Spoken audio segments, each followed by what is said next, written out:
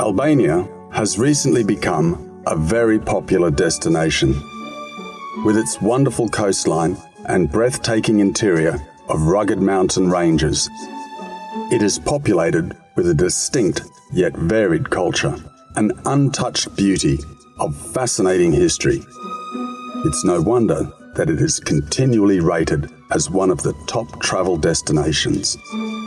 My name is Robert Hackman, a working photographer who specializes on Albania. And for more than 20 years, I have been traveling and getting to know this fascinating Balkan country. In these series, I'm going to bring to you the Albania that I have explored and fallen in love with, to show you the unusual and the unique.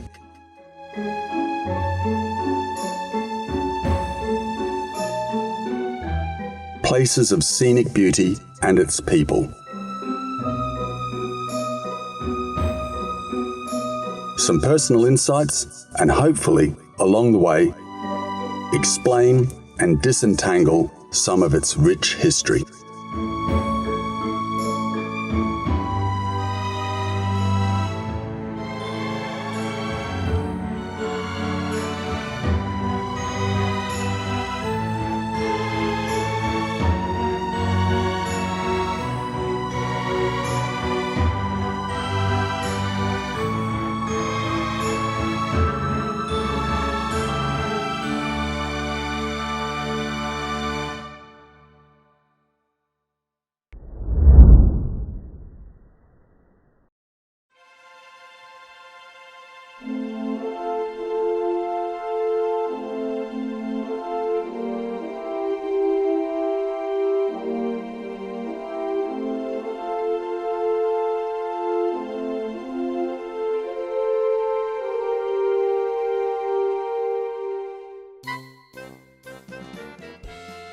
The southern Albanian city of Vlora has so much to offer, from its picturesque bay to diving into its blue clear waters or rich history.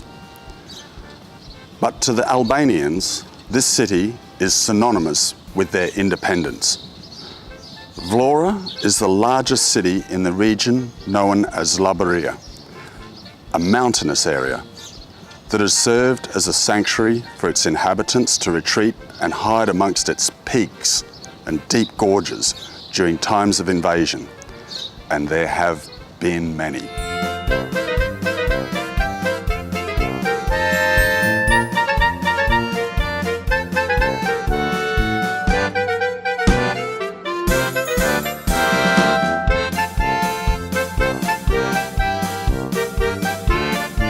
Geography shapes both history and culture, and our trip today to KØTU will help us discover how over the millennia this mountainous region forged a spirit that raised the red flag with the double-headed eagle.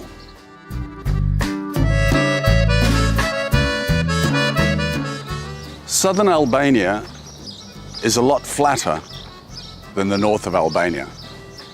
And this has given invaders the chance to control the population a lot more easily. However, here in Labërisë, in the southern pocket of the south of Albania, it's very mountainous, which has protected the people and its culture. And it's no coincidence that it was in Labërisë, in Vlora, in 1912, that Ismail Kemal Bey Vlora defiantly raised a red double eagle flag here from that balcony, ending almost 400 years of Ottoman rule in this area of the Balkans.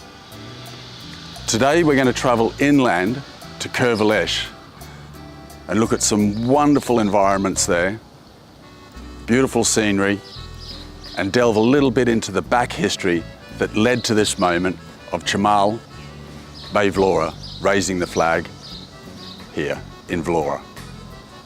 Let's go.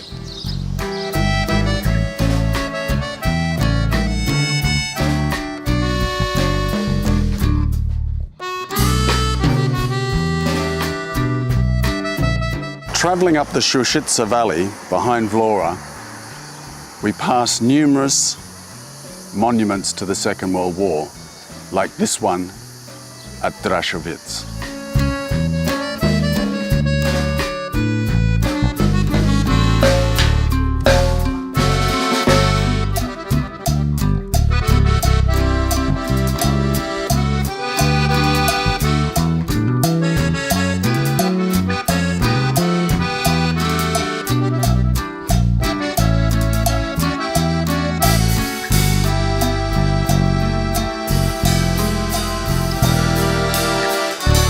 So I've stopped here by the roadside on the way up the Shume Valley, and behind me, in those hills underneath the KØTU, which is the plain on top of the mountains, is a very important village called Mesaplik.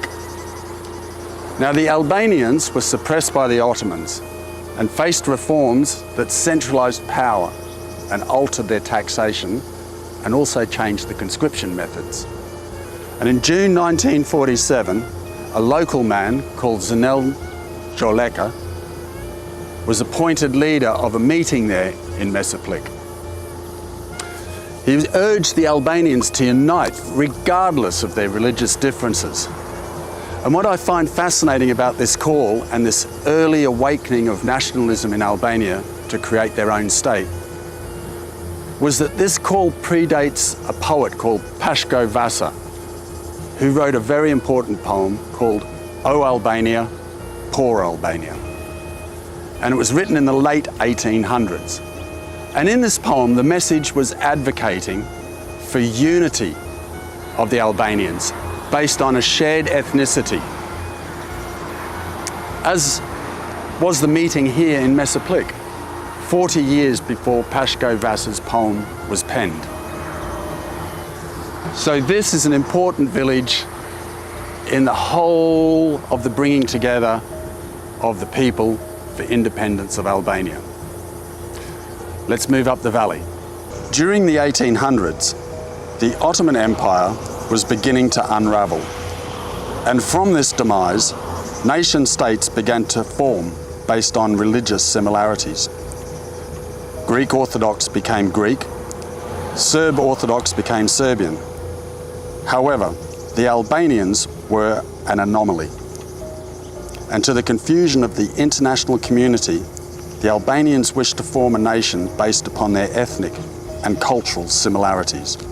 To this day, Albanians are a mixture of various religious groups: Muslims, Greek Orthodox, Roman Catholics, and Bektashis being the main groups. But these people of these faiths stress that the first religion of Albania is Albanianism, a sentiment that is echoed in Pashko Vasa's poem and also at the meeting here in Mesaplik. And it's heard frequently to highlight Albanians' renowned religious tolerance. As I leave the valley floor and begin my ascent to the KØTU, I decide to stop in KØTU. It's a great place to have a coffee and take in the views of the valley that I just travelled. It's also the home of Nëse, the appointed leader of the meeting at Mesaplik. Nëse was born here in KØTU in 1805 to a family of carpenters and became a trusted soldier in a local bey's personal army.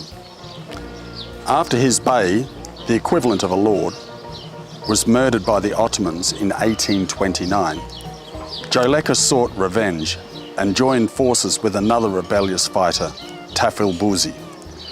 Together they launched guerrilla attacks from the mountains around here, in Lower KØTU and also up in the KØTU proper.